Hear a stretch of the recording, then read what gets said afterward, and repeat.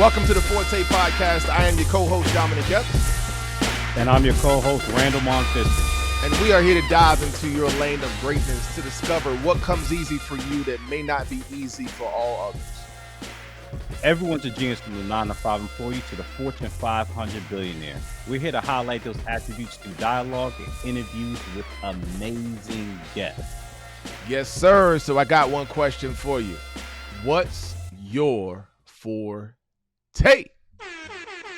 What's your forte? What's up, brother? What's going on, man? Welcome to all of our amazing viewers to the Forte podcast. We're so excited to have you all here once again for another fire episode. Absolutely, man. I'm looking forward to this conversation.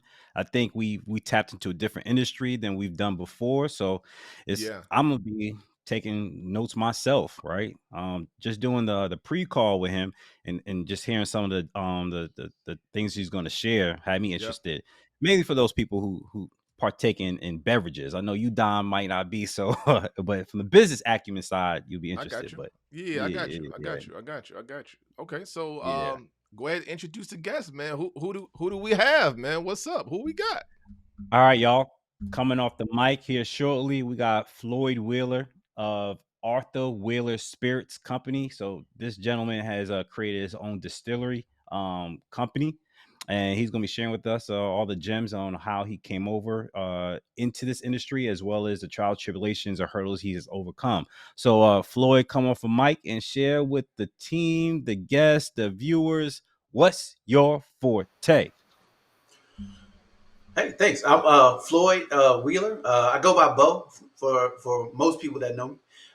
So you feel free to call me Beau.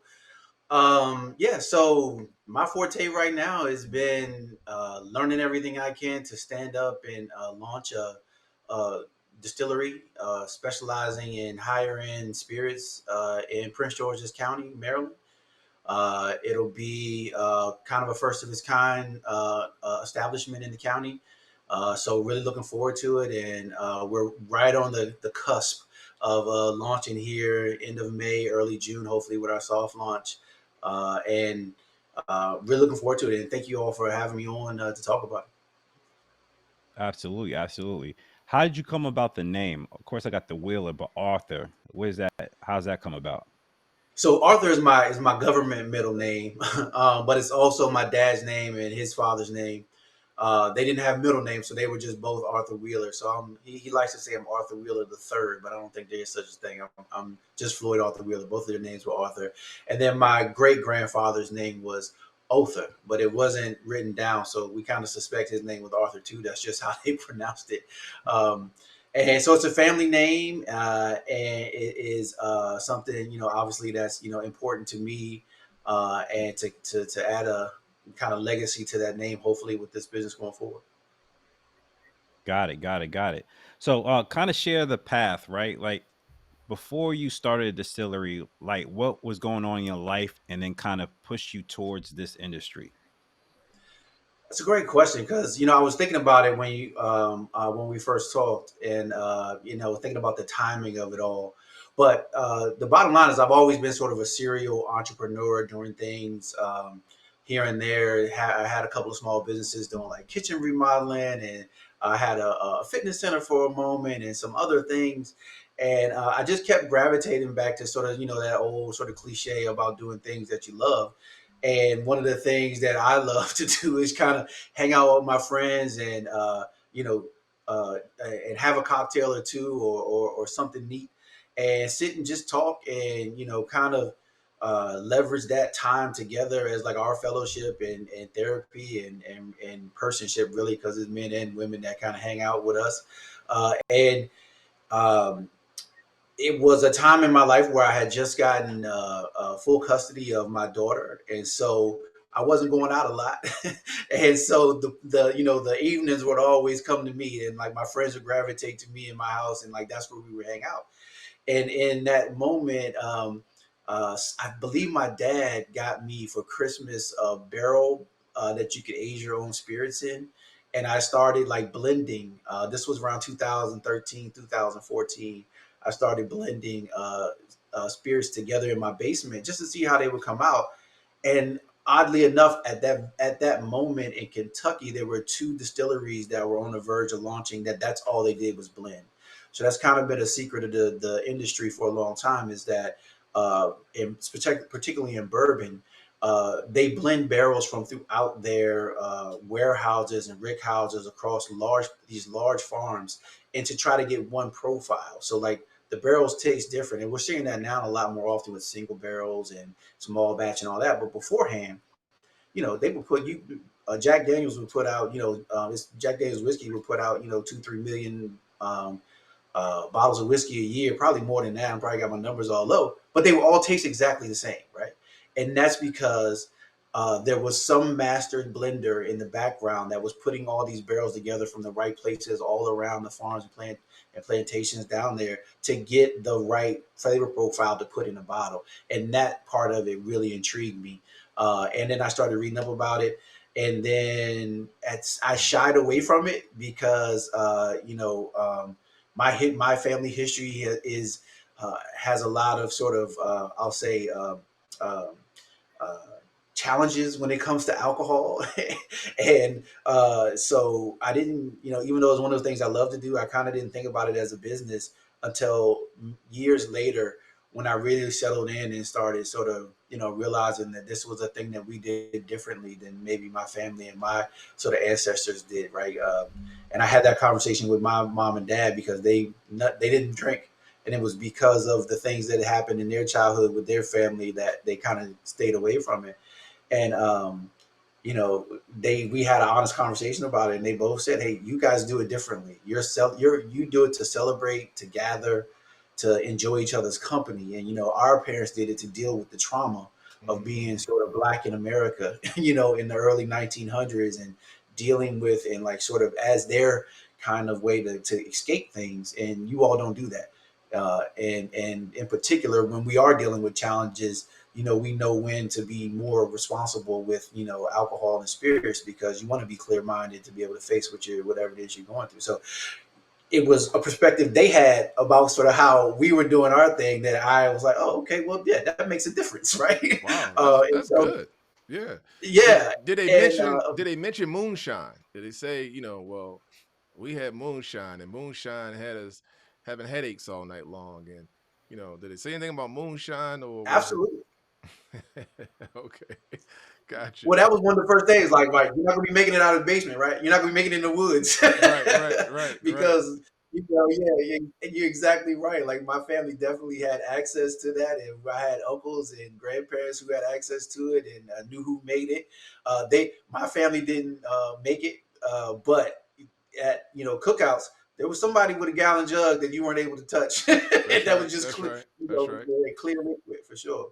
So, Bo, tell us a little bit about your like where you from, and how many siblings, and how was life for you growing up? Sure. I grew up outside of DC, Southern Maryland, in Upper Marlboro.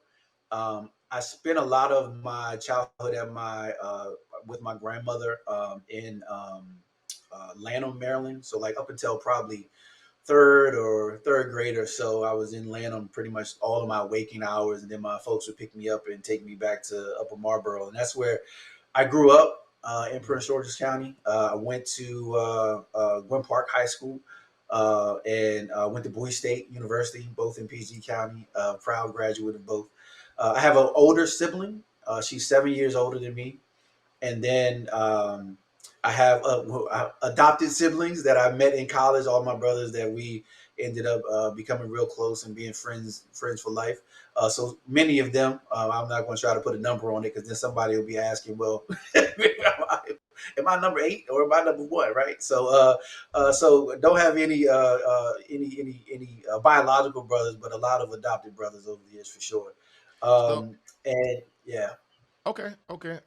Randall, I wanna quiz you real quick What's because up? um because something Bo had mentioned.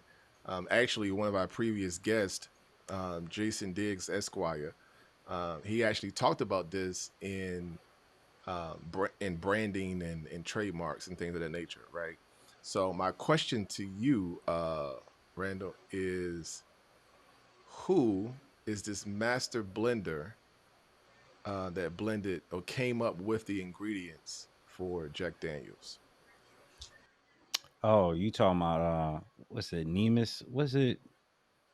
Man, I forgot. I know who you talking Bo, about. you know who it is, Bo? Because it I wasn't I forgot. Jack do. Daniels. Yeah, Yeah, I do. it was a black guy. It was definitely something Nemus. I think it's Nearest. Nearest. Nearest. Nearest. There it is. Nearest Nearest Yeah, green. green. man, I'm shocked. There we go, Dom. Come Yeah, on, man. that's all I right, thought man. you didn't That's even all right. dabble in this field at all, That's but all, okay. yeah. So I just wanted to lead into this segment. Uncle Nearest. There he is. Yeah, There there it you is. go. Yeah. Bo, how are you going to make sure that your brand is protected, right? And that, do you see yourself with major distribution when it comes to your brand? Yeah, that's the goal. I just another factoid on that. Jack Daniels and Nearest Green, Uncle Nearest are out of Tennessee, but Uncle Nearest and the family of Jack Daniels actually were in PG County before they moved to Tennessee. So just an interesting tidbit. Wow. I They did not know that. they Oh moved. wow. A lot of folks moved from Maryland during or pre-prohibition because they wanted to continue to make whiskey, and the laws became extremely strict. But anyway, different story. Yeah, in terms of branding, what we've tried to do is create something unique and tried to really hone in on like what our brand is. So one thing that I would recommend to anyone who wants to be, I mean, even a local brand, but our goal is to at least be regional, if not larger, is to invest in the branding and invest in a brand sort of manager or developer that can help you really cultivate what it is you want to say to the world and what it is and how you want to show up and be represented. And then, also being diligent about trademarks and copyrights as it relates to, your look, your feel, your fonts, your logos, and all those things. We tried to do it sort of on our own at first with some limited success. And it was just sort of worth the money to get someone involved that, has familiarity with those type of laws and, can really lock down your intellectual property as it relates to sort of the look and feel of everything. Uh-huh. Hey, so as I think about this, right, and thinking about Jack Daniels, Uncle Nearest, and all, right, I think it's it's and especially you saying it was rooted in Maryland, right, to start. So I think that is even mind blowing as we have this conversation. When I reflect back on what I knew about distilleries, I thought that other than your big Jack Daniels and big companies, they were separate. You had somebody who did distillery and somebody who gave the recipe to use the distillery. Um, is it common to have those two things separate? Just one to answer my naiveness, and then how big of a feat is it for you if it is not common for those two to be separate that you're taking on out the gate to create your own type of spirit as well as to have a distillery that's creating these spirits of like your specific spirit.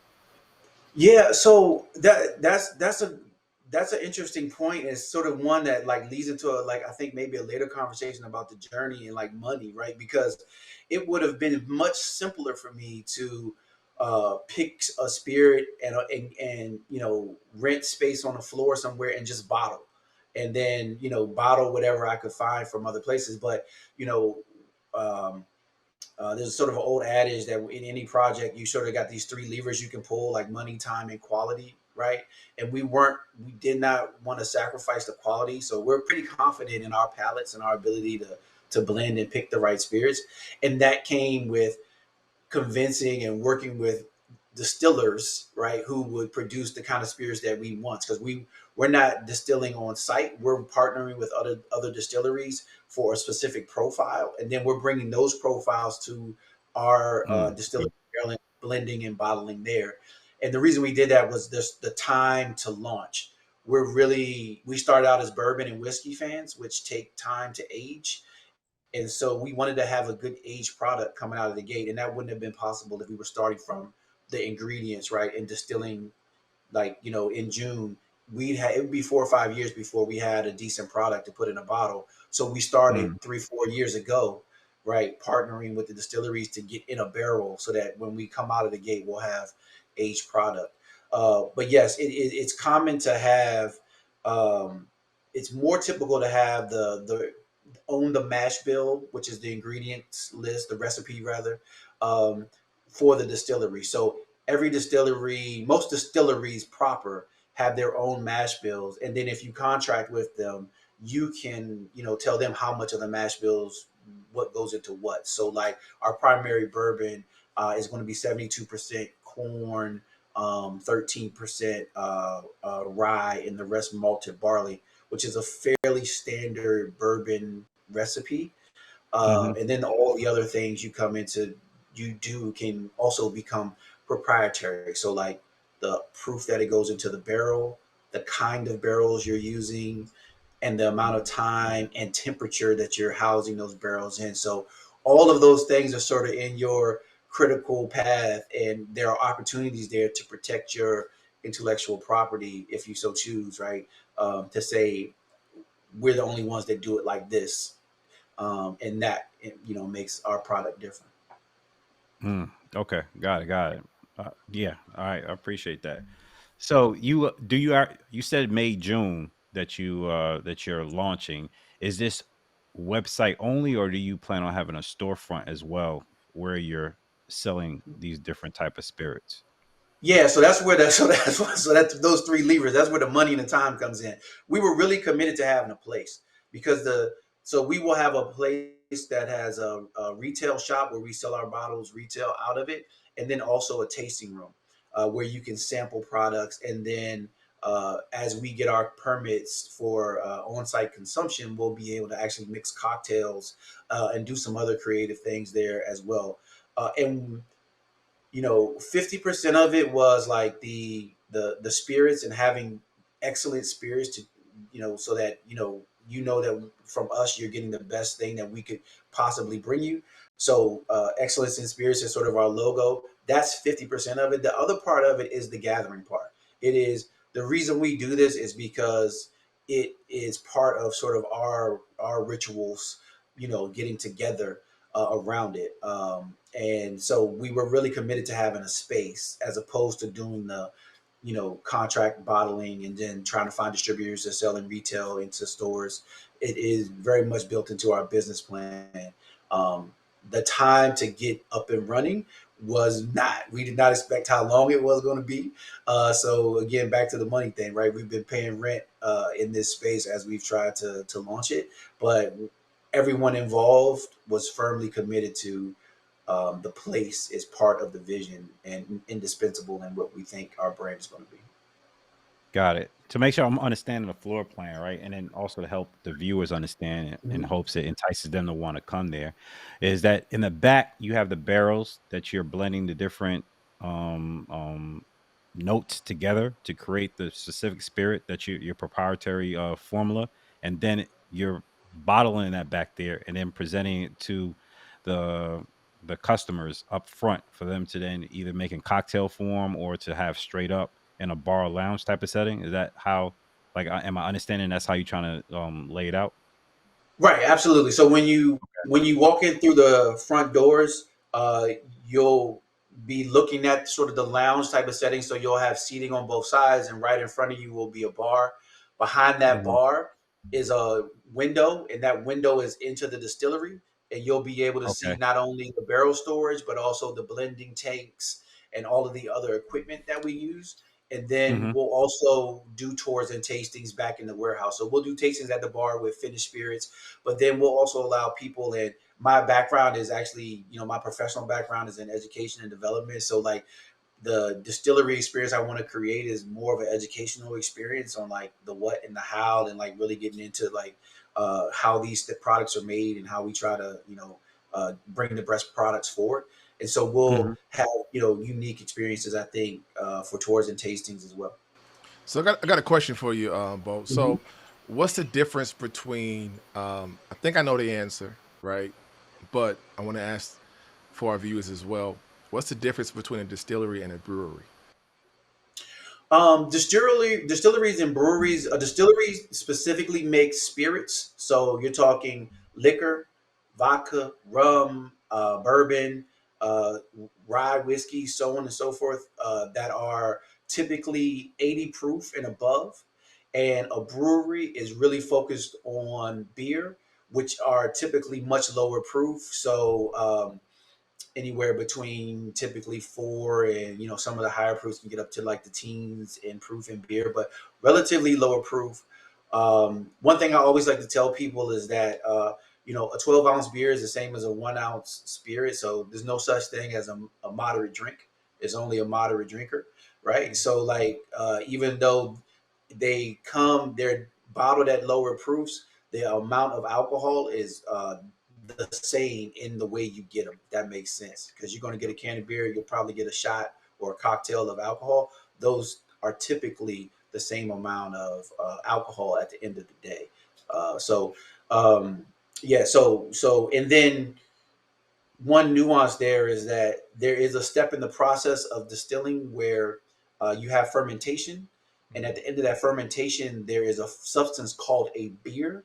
At that point is where the two processes divide. So from there, you do a little less, and you can go straight to being a beer. If you go down the process of now taking that to a still and distilling it through steam and copper and all of those sort of that alchemy that happens, that's when you can bump that proof up higher and higher and higher until it becomes a spirit. Wow. Gotcha. Mm, Gotcha. man. Um, Okay. yeah, so you had mentioned about the lounge, right? And Mm-hmm. you having the bar at your facility. I've actually been in distilleries, breweries, Chicago, here in Atlanta, Georgia, and as well in Virginia. And I've noticed that they are co-spaces like turn into event space, right? Mm-hmm. So is that something that you all looking to do as well with y'all facility?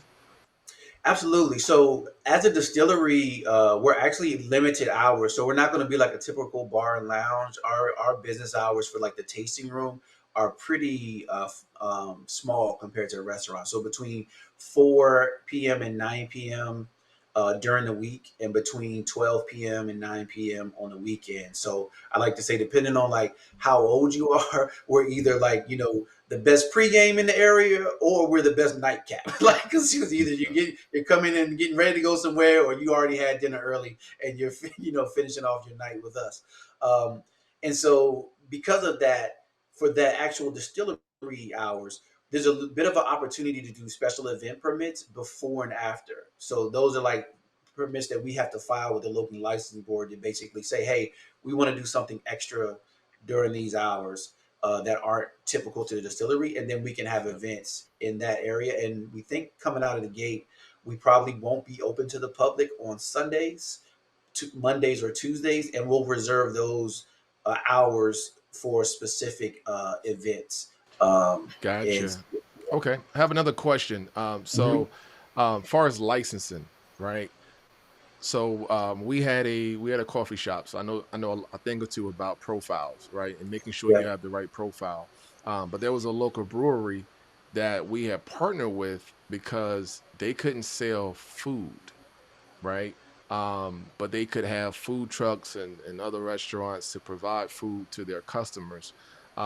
Is that something that you all are dealing with as well in regards to your ABC license? Yeah, absolutely. And right now, there's actually legislation in the state government of Maryland uh, to allow. It really isn't even allowing. It's really cleaning up the language around breweries and distillery. Because right now, the actual language says that a brewery or distillery cannot, quote unquote, cater its own food. And so that word cater is open into a lot of interpretation, right? To me, cater means like you make it somewhere else and you bring it here to serve. It doesn't necessarily say I can't make it here and serve it here, right? Like that word to me is a little bit confusing. So they're trying to clear that up actually right now in the state legislature. And The hope is either that one, they'll clear it up to a point where that we can actually, there are like some distilleries right now that are hoping the law gets, they're not even hoping, they're lobbying. We're all lobbying as part of combined effort with our legislation to try to get the law clarified. And a lot of folks are confident enough that they've already started like reworking the plans on their distilleries to accommodate for a kitchen in the hopes that that Yeah. opens up. But as of right now, the state is interpreting the word cater as basically you can't have any Right. prepared food. Yep. And I can see it happening, especially with the legalization of marijuana, right? So, because if you're gonna allow people to have food or cook food in distilleries and breweries, next is going to be dispensaries, right? And so, I can see, you know, big bucks going to lobbyists to go and push for that. But Absolutely. yeah, yeah, yeah, And they added that to the commission. I think maybe a couple of it used to be the Alcohol and Tobacco Commission, and now it's the Alcohol, Tobacco, and Cannabis Commission. So like, you know how the regulation goes. They're on top of it, and it looks yeah, like I think you're exactly right. I think the lobbies now for all of those organizations are pushing hard to include food. And it makes sense. Um, I do think you have to be careful, with the having a manufacturing facility that also has a food service capability. I think there's some nuance there, but I do think it should be allowed. It should be at least allowed for us to figure it out. yeah. Got it. So outside of the storefront, I know you have a website. You want to talk to the audience about the website and how is it like they place the order online and they come in person, or are you shipping it to them? Yeah, so good question. So yeah, awsco.co is our current website. Our current website. It's going to be our website, and you can pre-order right now. I'm not sure when the podcast will air, but as of right now, you can pre-order, and the bottles will be available after our soft launch opening. So right now, again, we're looking at end of May, early June. After that, we will actually be able to deliver. So that's another law that just got passed, which is that you, as a distillery, you can deliver your own product to your local community. I forget what the mile radius is, but it's fairly large. So we can actually deliver, and we'll be doing delivery for a small service fee once we open as well. Um, Once we partner with a larger distribution team, we can actually sell bottles online. We're very, again, strict in our business plan and our initial launch, that we're really focusing on bringing people into the distillery. So on that website, you can also book your tours, and you'll be able to book tours and tastings. You'll be able to book other kinds of distillery inspirited experiences, and then again, once we get down the line and or down the road and we have a distribution partner, we plan to sell online and be able to ship pretty much nationwide. We already have a plan in mind and how we want to do that. But one of the things about this business is the distribution and the merchant lobby are also very, very strong. So they put limits on what distilleries can do by themselves. And so when you go to the table to negotiate sort of what your deal is going to be for distribution, in my mind at least, you want to have some leverage. So I want to already be, you know, shipping product and moving product on my own, so that I have a little bit of leverage when I come to the conversations. Because unless I'm already selling and driving depletion in sales and places, uh, they're always going to defer their attention to the bigger companies in the room, right? They're always going to get better deals from large companies out of, where from wherever, that can give them different rates and can do sales in a way that we probably can't. So building up some leverage with, on-site sales first is the plan. Got you. And what's the type of bottles that you have, the flavors or the type of spirits? We have all 750 milliliter bottles of vodka, Caribbean rum. We have an aged XO rum. We have rye whiskey, and we have a bourbon, and then a cask strength bourbon. So a bourbon that's straight out of the barrel. That's very limited in numbers. So we're only making 100 bottles of those per batch. And those are all available right now for pre-order on the website. And we're right now working on an agave product, but I've been sampling and traveling, trying to find a partner for agave for going on 2 years, and I haven't found the right one. And I think recently we found a good partner, and so we're hopeful that we can actually have that one available here pretty soon as well. I could see Man, you in the being able to sell your spirits at the Commander Stadium, man. Yeah, I'm hopeful that that's an option for us on the table for sure. And I believe they only have one spirits partner right now, and there's a lot of space in there to try to get to partner, and I'm hoping that we can make that happen. That's good. That's good. Yes, Okay. that's a good segue. So what's your 1 year to 5 year goals Yeah. for the distillery? I think for the first year, what I'd like to do is my number is 6,000 bottles. So that for me is 1,000 cases of alcohol sold in the first year. Uh, I've seen success stories that have done much more and much better, and I've seen other kinds of stories that have done left and still survived, but didn't do as great. So I based that on when I first started and tried to and thought about doing this. I went and did a free, basically, internship at a distillery. I called up a guy and said, "Hey, I'm trying to get into this business. I want to learn everything I can. I'll work for free at night." And I did that for almost a year, 3 nights a week. And through that, I got introduced to the Distillers Guild, which is in Maryland. And I got to talk to a lot of the distilleries that open and, just get insight and get some solid numbers of potential for the business plan. So that's what I'm looking at for like the first year.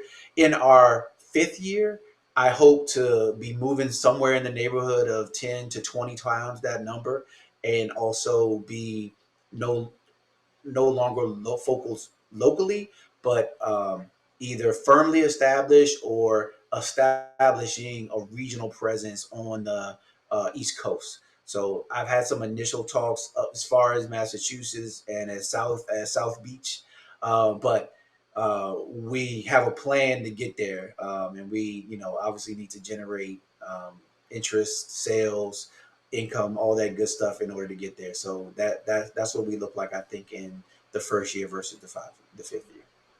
So I have a question That's for what's you. up. I know we're about to wrap it up, but are you in the process, or have you already started the process of raising capital? Um, and are you all accepting investors to invest in the company? Is that something that's a part of your plan as well? Yeah, for right now, that's kind of an interesting. I think probably that's a great segue from like the 5 year plan, because I think when we hit that 5 year mark is when if we haven't already, we're going to need probably a significant infusion in capital. Right now, we're completely privately funded. I have 5 partners, and we have all kind of committed to leveraging our assets to get this off the ground. We have one partner in particular who was able to give us a substantial private loan to get off the ground. So part of that 5 year plan is also paying him paying him back and um, um, and all that. And then I do think we would need a significant amount around before we hit or before we start preparing for that 5 year number, where we won't be able to just um, do that from cash flow and earnings. We would actually have to have an injection in order to expand up and down the coast. Because now we're talking about probably another facility that is Mhm. specifically dedicated to bottling. And then we're also talking about larger deals and larger uh, purchases for spirits from all over. That's what I'm talking about, man. I love that skill, and I love that. I Yeah, love to yeah, hear that, yeah, yo. yeah, yeah. That's awesome, man. And I love even more that you can come back in about 5 years to tell us a story of how you accomplished that. That's what I'm looking forward to. And you're gonna have a glass, a shot in your hand, right? When you Yeah, get yeah. Absolutely. to I'm gonna have the prop and everything ready, yo. It's gonna be ready to go, yo. For real. For real. absolutely, I mean, absolutely. we'll take a couple sips. Don't know Yeah, how well it worked for the interview, but Yeah, yeah. I'll wait till after the interview. that's right. That's right. Well, Bo, one more Yeah. time, come on and give our listeners your contact information, how they can get in contact with you, get in contact with your company, put in their pre-orders. Go ahead and give us your information one more time. Sure. So I think everything was on the screen there. There's my phone number, 202-369-4255 is the number you can reach me at. And again, our website is up, awsco.co, and you can pre-order your bottles right now. And if you are within our delivery zone, you'll get the bottles delivered within 10 days of our initial soft launch, which again, we're planning for late May, early June. And or you can come pick them up at our one of our opening events that we're going to plan throughout the summer. Plan a soft launch pretty much the whole summer. And once we are able to obtain the basically what we call the cocktail permit, we plan to do a grand opening in early fall. So anytime between then, you can come pick up your pre-orders. All right. Gotcha, Cheers. Let's do a toast. man. Cheers. Hey, you gonna have mocktails too? Dom don't We drink. You might need to make some we would mocktails. definitely have mocktails. Again, I just want to emphasize the 50% of it is the gathering. So we want to include everyone. So we'll have options that include coffee, tea, and mocktails along with the spirits because we want everybody to be a part of it. And it usually, when I go out into town, the designated driver is the most important person in the group, the most That's important right. person in the group. Drink So responsibly, everyone. Drink yeah, responsibly. drink responsibly. Yeah. We make all these spirits very carefully, so we hope you enjoy them that way for sure. That's good, man. Hey, That's what's Beau, up, man. you know, you had that mason jar, man. You had that moonshine jar you showed on that toast, man. Just water. What's that? That's just I assume that was water. water. I was about to say. I was about to say, that Oh was quite a man. bit, man. Like I was like, That it's was late quite right a now. bit. Like, Yeah. Yeah. Well, listen, like, man. everybody. We want to say thank you to Beau for joining us, and y'all make sure y'all go to the website. I'm gonna put it up one more time so you all can see it. All right, awsco.co. Go right now. Go ahead and put in your pre-orders. Put in your pre-orders, and who knows? Maybe, hopefully, by the fall when we have the Forte experience, the all black in Atlanta, Georgia, we can have some of their product for you all to taste and purchase as well. So. But we appreciate you, man. Well, I appreciate you all for having me. This has been really fun and open to talk anytime. So, hopefully we'll see you in the fall. You got it. We appreciate Yeah, you. yeah. Oh, all right. Take care, guys. Thank you. Hey, man, that was another great one, brother. Another great Yeah. one, man. Good. Good. Yeah. So And I love that we dive into a lane that we like nothing that we've experienced before, right? Like I've yeah. never talked to the distillery owner before. Like, although I sip here and there, like I don't know the process. So to be able to hear it firsthand from somebody who's actually creating and blending, that was Yeah. pretty dope. I thought it was interesting when he mentioned about Jack Daniels. I was like, man, we just had a conversation about that. Like on the previous Yeah, and episode. I failed the test. I couldn't That's remember the all full right. name. That's all right. That's all right.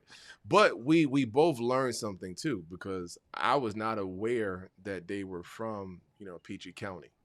Yeah, Right? they know. So Yeah, that was good. That was good. That's some Good black info. history there, man. That's some black history. Yeah, There.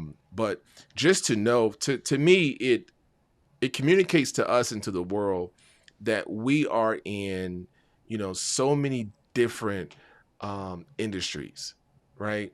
And I want to say this to every young black male and female that, well, you don't have to just go to entertainment route or, be an athlete, right?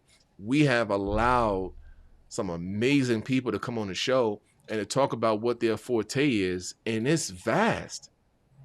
absolutely. It Yep. is vast, man. And it's amazing too. It's amazing. So It's a true testament. Whatever you put your mind to, it's all about your mind. It's a mindset.